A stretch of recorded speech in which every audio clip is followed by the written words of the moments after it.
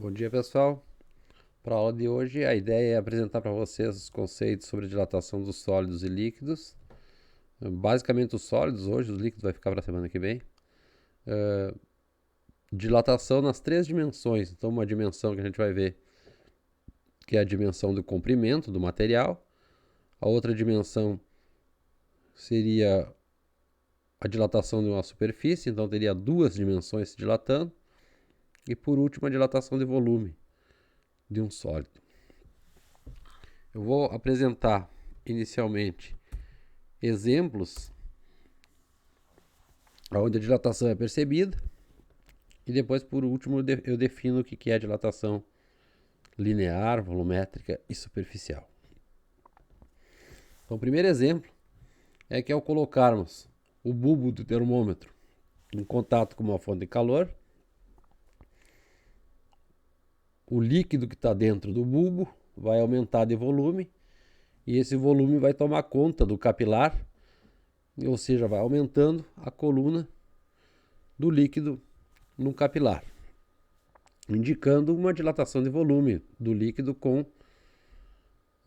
o recebimento da quantidade de calor. Um outro exemplo, nas calçadas, a gente sempre prevê um material diferente entre cada cerâmica para possibilitar uma possível dilatação das superfícies das placas, ou seja, a cerâmica não se quebrar. Se não houvesse esse material diferente, ao se dilatar, ficaria uma cerâmica forçando a outra cerâmica e acabaria quebrando. Nos fios que estão presos aos postes, há uma certa folga. Eles não andam bem esticados, porque quando os fios estiverem expostos a um dia a temperatura mais baixa, eles tendem a diminuir o seu comprimento. E eles diminuindo o comprimento, iam ficar mais esticados, podendo forçar a queda de algum dos postes aos quais eles estão presos. Ou seja, um aumento ou diminuição da temperatura sobre um corpo provoca um aumento ou diminuição de suas dimensões. Essa é a dilatação térmica.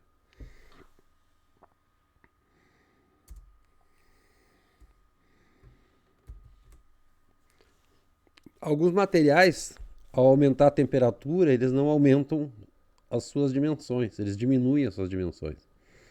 É o caso da água, que tem uma dilatação anômala entre 0 e 4 graus. Então, quando a temperatura vai aumentando para 1, para 2, para 3, até chegar em 4 graus, ao invés de aumentar o volume da água, ela diminui o volume. Outros materiais, o bismuto, o ferro em algumas situações e o antimônio, possuem regiões de temperatura também que o aumento da temperatura provoca a diminuição do seu comprimento, da sua área ou do seu volume. Em geral, um aumento da temperatura provoca um aumento das suas dimensões. Uma diminuição da temperatura provoca uma diminuição das suas dimensões. Então, a exceção são esses materiais que tem aqui. Aqui umas fotos. Dilatação linear. Então, um trilho de trem. Se não for previsto um espaço para esses trilhos se dilatarem, num dia muito quente, eles vão se torcer todos porque eles aumentaram de comprimento e não tinha para onde expandir. Então tem uma junta de dilatação entre os trilhos para prever esse aumento de comprimento do trilho. Nos fios, conforme eu tinha falado, tem esse espaço, tipo uma barriga para o fio, para prever uma possível diminuição de comprimento quando a temperatura baixar. Aqui numa ponte, está mostrando aqui um espaço vago, que é uma junta de dilatação, também para prever uma possível dilatação dos dois lados da ponte. Aqui, ó, a junta de dilatação da ponte.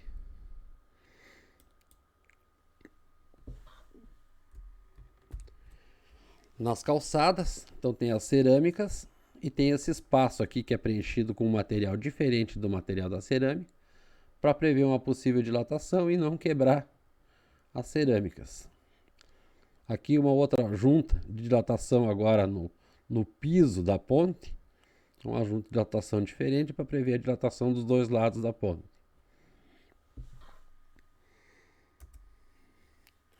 Dilatação linear. Se o aumento ou diminuição da temperatura sobre o corpo provoca um aumento ou diminuição de apenas uma das dimensões do corpo, como por exemplo seu comprimento, dizemos que a dilatação é linear. Então é uma dilatação em uma dimensão.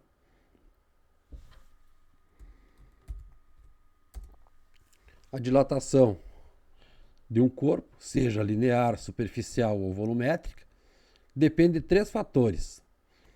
O primeiro deles depende do material que constitui o corpo. Então, se for uma dilatação numa barra de ferro, vai ser diferente da dilatação numa barra de alumínio, que vai ser diferente da dilatação numa barra de chumbo. Também depende das dimensões iniciais do corpo. Então, se a barra que eu estou aplicando um aumento de temperatura, recebendo calor, ela vai receber calor em 1 metro de barra, a dilatação vai ser diferente do que se recebesse a mesma quantidade de calor em 5 metros da barra.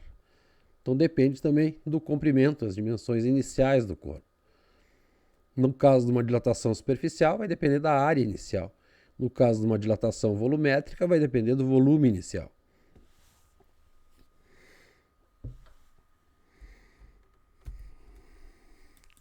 Por último, da variação de temperatura. Então, se variar apenas 20 graus, vai ter uma dilatação. Se variar 50 graus, vai ter uma dilatação maior. Vamos considerar uma barra que tem um comprimento inicial L0, quando a temperatura é T0. Depois que a temperatura aumenta ou diminui para um valor T, seu comprimento final será L. Eu vou pensar inicialmente na dilatação, tá, pessoal? Então, aumentou a temperatura e aumentou o comprimento. Então, a barra tem um comprimento L0 quando a temperatura é T0. Quando aumentou a temperatura para uma temperatura que é T0 mais um ΔT, aumentou de um valor ΔT, a temperatura, o comprimento aumentou aqui ΔL, que é só esse pedacinho aqui de variação de comprimento. E o comprimento final da barra passou a ser L, que vai ser então o L0 mais esse pedacinho que é o ΔL.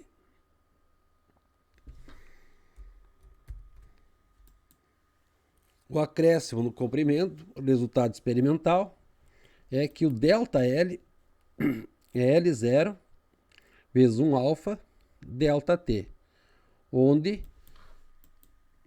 nessa expressão o L0 é o comprimento inicial do corpo, o alfa é um coeficiente de dilatação que depende do material, então se for de chumbo vai ter um valor, se for de ferro vai ter outro valor, se for de vidro vai ter outro valor, e a variação de temperatura. E o ΔL, conforme eu explicado, é o quanto que aumentou o comprimento da barra com esse aumento de temperatura que tinha aqui. O comprimento final da barra vai ser o comprimento inicial mais o quanto a barra aumentou, L0 mais ΔL, onde o L, comprimento final, L0, o comprimento inicial, e o ΔL, o aumento ou diminuição do comprimento. Aumenta quando a temperatura aumenta e diminui quando a temperatura diminui. Os coeficientes de dilatação de cada material são resultados experimentais. Por exemplo, o diamante, o coeficiente de dilatação é 1,3 vezes 10 na menos 6, é bem pequenininho esse valor. Unidade em graus Celsius na menos 1, o inverso da temperatura.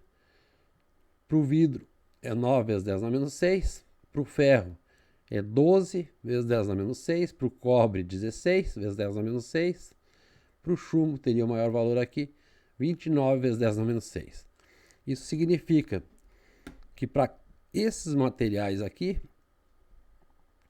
para cada grau Celsius, a barra aumenta nessas dimensões aqui. Tá?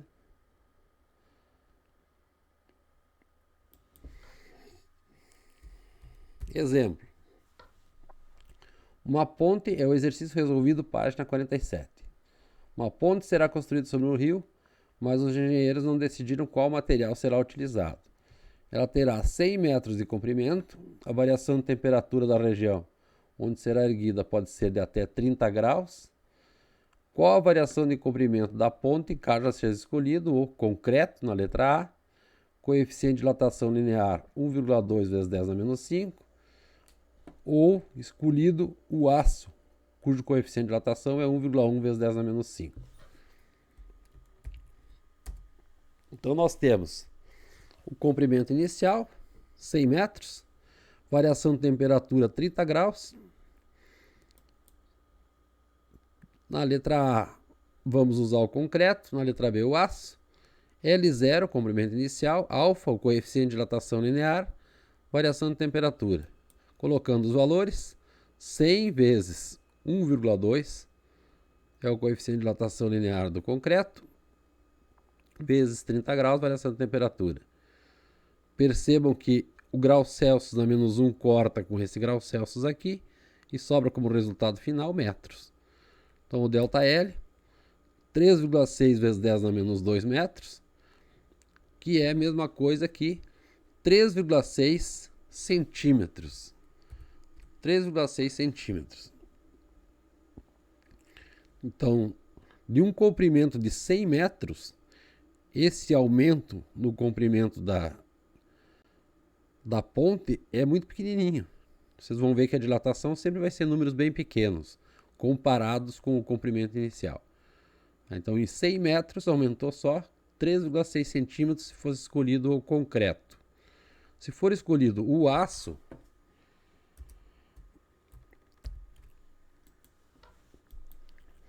o coeficiente de dilatação é 1,1 vezes 10 a menos 5, o comprimento inicial continua 100, variação de temperatura é 30. Isso vai dar uma variação de comprimento, um aumento no comprimento de 3,3 centímetros, um pouco menor do que no caso do concreto.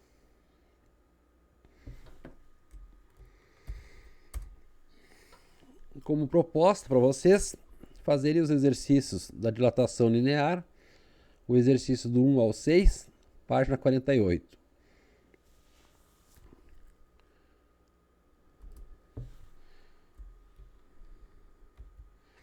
A dilatação superficial, a gente vai pensar numa dilatação de área, onde aqui inicialmente vamos pensar uma placa quadrada, lados iniciais L0 para um lado, L0 para o outro lado, vai sofrer um aumento de temperatura, de T0 a temperatura inicial para um valor T, e cada lado vai aumentar o que a gente já viu, L0 mais ΔL, então o comprimento inicial mais a dilatação que ele sofreu. Tanto nesse lado vertical quanto nesse lado horizontal aqui. Então, se nós formos calcular a área inicial, ela é L0 vezes L0, que é uma placa quadrada. Então, base vezes altura, L0 vezes L0, L0 quadrado. A área final, por outro lado, vai ser o novo comprimento do lado vezes o novo comprimento do outro lado. L vezes L, ou seja, L0 mais ΔL, que ele dilatou, vezes L0 mais ΔL. Fazendo esse produto aqui, o L0 multiplica esses dois termos e esse ΔL multiplica esses dois termos. O que dá como resultado L0 quadrado mais 2L0 ΔL mais ΔL ao quadrado. Quando a gente pensa na dilatação superficial, a gente pensa que esse número encontrado aqui anteriormente era um número muito pequeno comparado com o comprimento inicial. Então, um valor dessa dilatação elevada ao quadrado vai ser um número menor ainda. A gente vai desprezar essa variação aqui de comprimento ao quadrado. Então, a dilatação de superfície, S menos S0, vai ser esse valor aqui, L0 mais esse outro termo, menos o L0, que é a área inicial. Dá para cortar os L0. Sobrou que a variação de superfície nessa dilatação é 2L0 ΔL